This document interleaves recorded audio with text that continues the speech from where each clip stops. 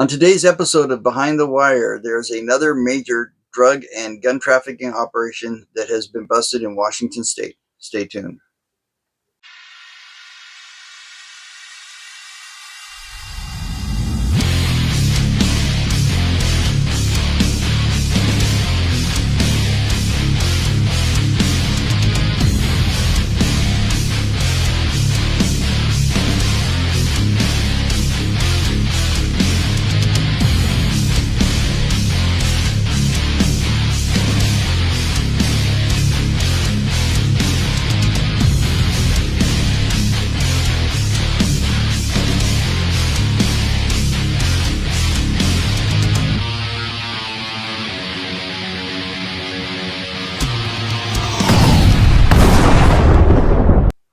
Welcome back to Behind the Wire on Rebel Radio. I am the president of Washington 3%, and I am your host, Robert Burwell. Today's episode, we're talking about the latest cartel bust in Washington state. This would be the second bust, major bust in the state in the last 30 days. This one occurred last week on October 28th. So, according to Q13 News, local and national law enforcement agencies arrested 10 people in connection to a massive drug and gun trafficking operation in western Washington. The bust resulted in the seizure of 34 kilos of fentanyl powder, 100,000 fentanyl pills, 8.7 kilos of cocaine, 3.7 kilos of methamphetamine, nearly a kilogram of heroin, 2 dozen firearms, and $40,000 in cash. The drugs were stashed across 12 different locations, including in one defendant's vehicle, a Sammamish home, and an undeveloped stash property in Centralia. 10 people were arrested. They include, probably going to murder these names because they're, not most likely not here legally, come from a certain part of the world. But, I'll try my best to pronounce them. But, all things considered, if I screw up their names, they're drug and gun runners. I don't really care if it makes them mad if I screw up their names, but I'll try my best for accuracy. So the 10 people who are arrested include Luis Humberto Lamas Guzman, 25, of Linwood, Washington. Eduardo Villavicencio Salida, 44, of Marysville, Washington. Silvestre Ramos Martinez, 35, of Everett, Washington. Jose Navarro Hernandez, 46, of Marysville, Washington. Jose Manuel Ramos Ibarra, 28, of Everett, Washington. That's a lot of people up in the, up north there. Let's see. So we're at, Marisol Perez Diaz, 23, of Auburn, Washington. Jordan Martinez Gamez, 23, of Auburn, Washington.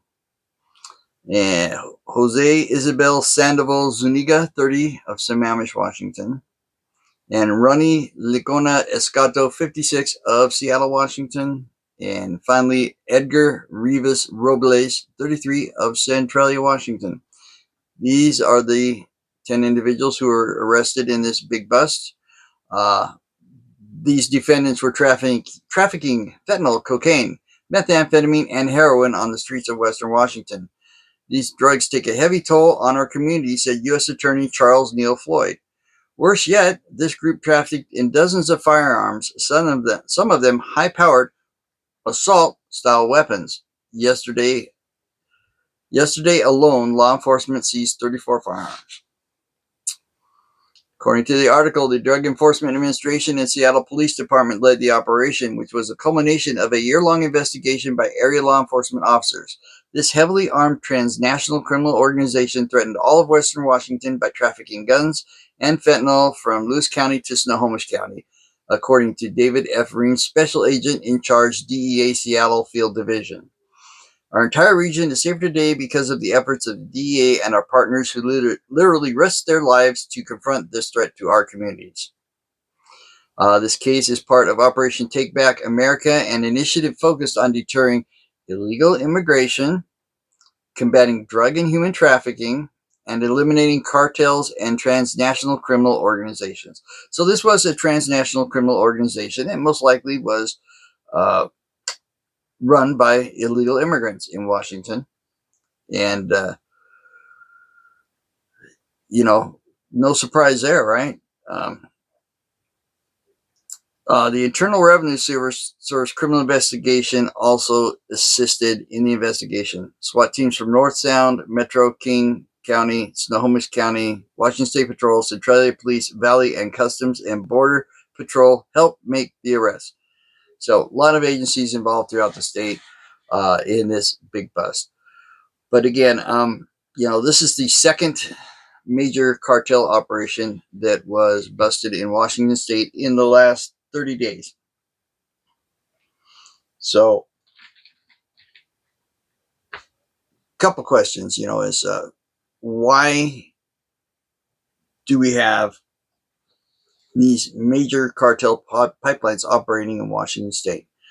Yeah, they have people all over the country, but what makes Washington State attractive for these large-scale operations to exist in our state?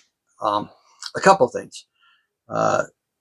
Couple of glaring policies or laws that we have here in Washington State that enable the cartels to operate here a little more freely than they would be able to in other states that actually enforce federal law.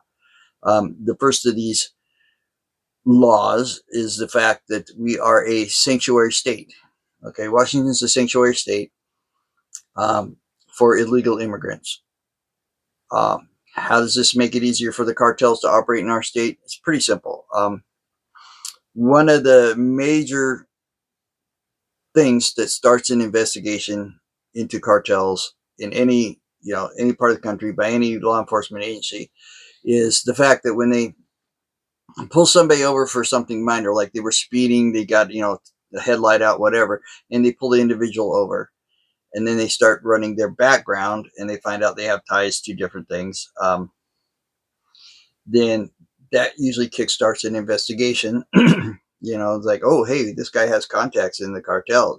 Let's bring him in and let's talk to him about it and see if we can find out what's going on, right?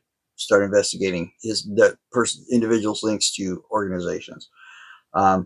Because we are a sanctuary state in Washington, if an officer pulls over an illegal immigrant who's here, for something minor, and they're not allowed to ask about their immigration status, nor are they allowed to act on their immigration status.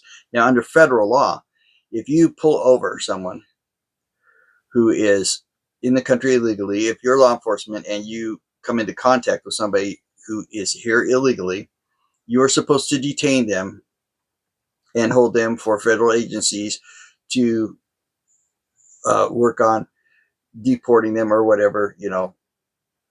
Basically, you're supposed to detain them so that immigration can do their job.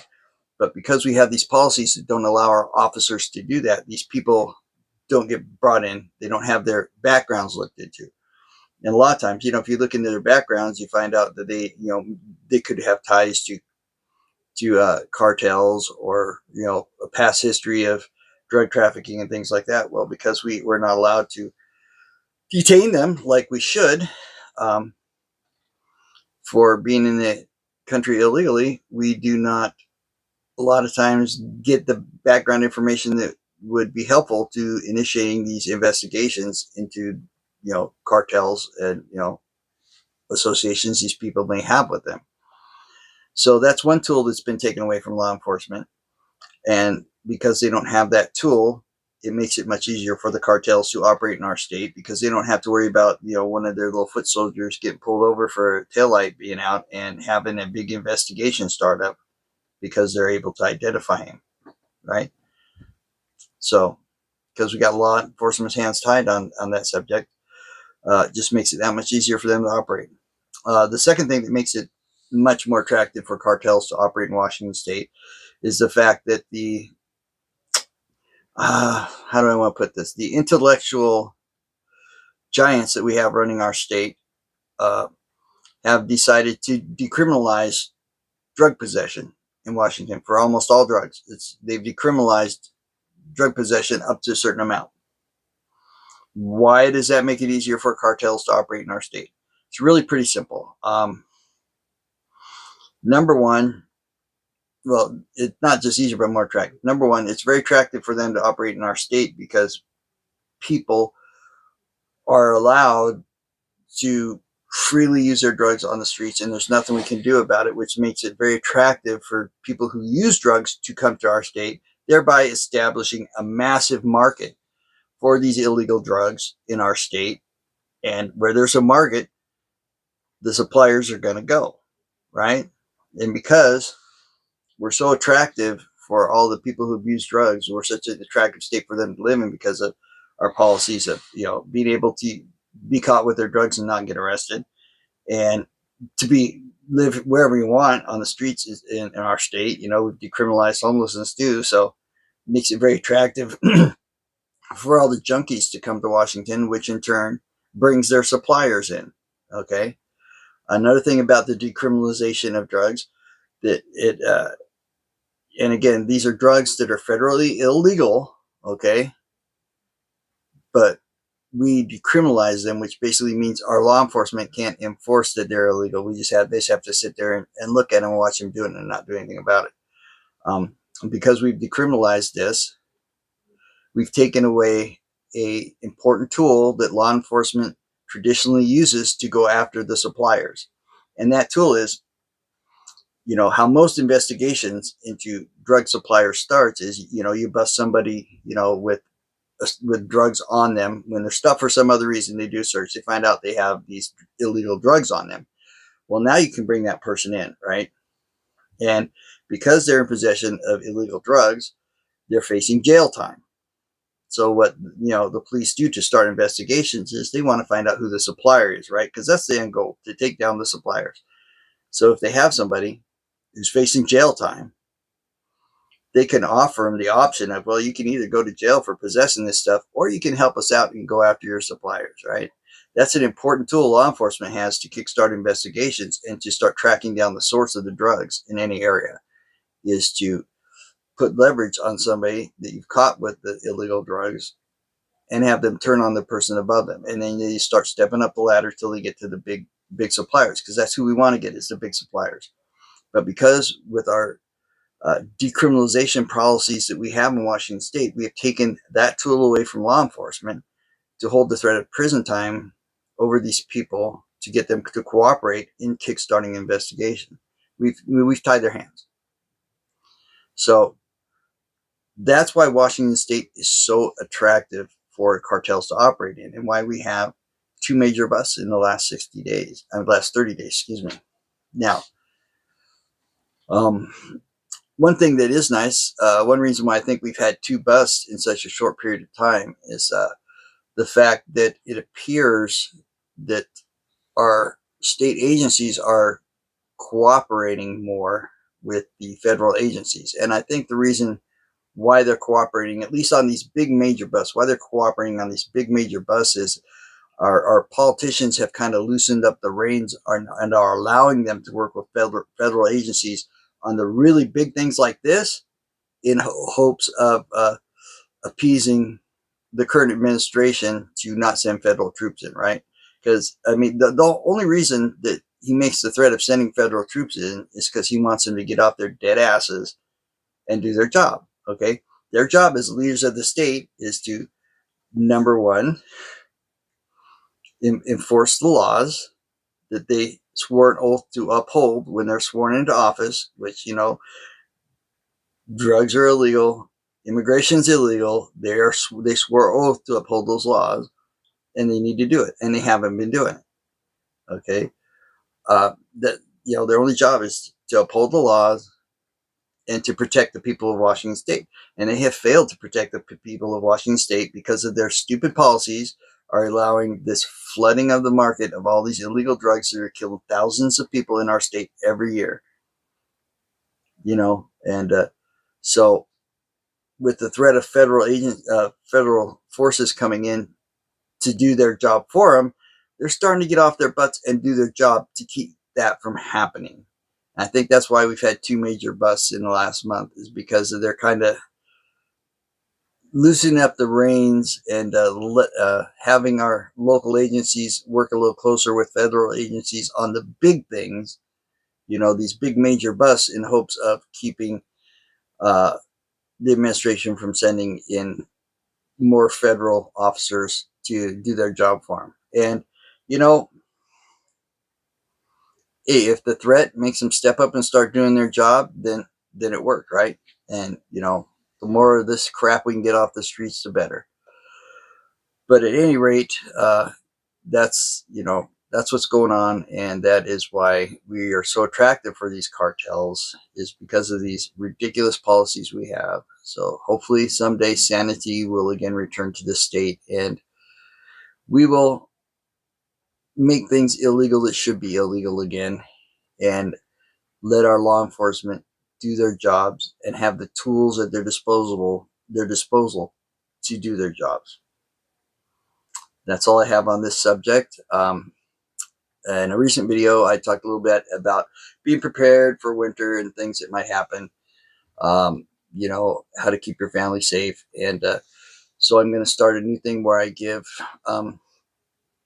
going to start giving little tips on how to do that at the end of every video, in the coming videos. So today's tip is going to be on prepping and how to start putting food aside to keep your family fed when emergencies happen. A lot of people, they start thinking about, I want to get, they have something major happen, like their power's out for a long period of time or whatever, and they really start thinking, I need to do something to be more prepared for when this happens next time. And they look into, well, I need to get a bunch of food, right? And a lot of people, they think about it, but they don't start because it's daunting when they say, well, it's going to, I got to have, like 2 weeks or whatever worth of food or whatever to last me and my family if something bad happens. And they look at it and it's like, that's going to be expensive to buy all this stuff and set it aside. Or they look into these stupid, freeze dried kits that you get in big buckets that are way overpriced for what you get, and it's expensive and they just can't afford to do it. That's not how you go about it. How you start, how I started, how majority of people start in building up your stockpile of emergency food stores. The easiest way to do that is, you're going shopping this week, right? You go in the store, say you got your little grocery list and you got like, you're going to buy like 2 cans of green beans, right? That's on your list. Instead of buying 2, you buy 3, right? One more can isn't going to kill you. What's it going to be? Like another, 75, 80 cents or whatever, for another can of vegetables, right? You buy one extra and you set that aside and you don't touch it, right?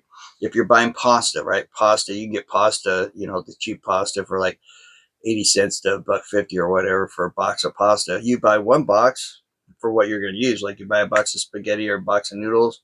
Well, you buy a second box for another 80 cents. You throw that off the side. That stuff keeps. And that's how you do it. You don't go out and buy a whole bunch at once. You just buy, a little extra here, a little extra there every time you go into the store. You don't really notice it, but it doesn't take long for that to build up a nice reserve for your family. And what you want to concentrate on is things like canned stuff, which keeps for several years. You want to get pasta, which is cheap, easy to make when there's no power. All you got to do is have the ability to make a fire and heat water, and you can make pasta, right? You know, you want to look at having some of your staples, your dry staples like flour and sugar and stuff like that. If you have the ability to bake or whatever, make things. But like I said, you just buy a little extra every time you go shopping, and you slowly build that up. And you'd be surprised how fast you can have that stuff. So that's the tip for today, is just do a little at a time. Don't go out and spend a bunch of money all at once. And in no time, you'll have plenty of extra food stores for if an emergency happens to take care of your family. So, as always, if you want to know a little bit more about us, you can go to our website at washington3percent.org. We also have our charity there, which is a 501c4 nonprofit, and we help veterans and our communities when they are faced with emergencies. Nobody in our organization receives any of that money. That all no base paid. That all goes strictly to help individuals in need. And that's all I got for today, and we'll see you next time on Behind the Wire. Good night.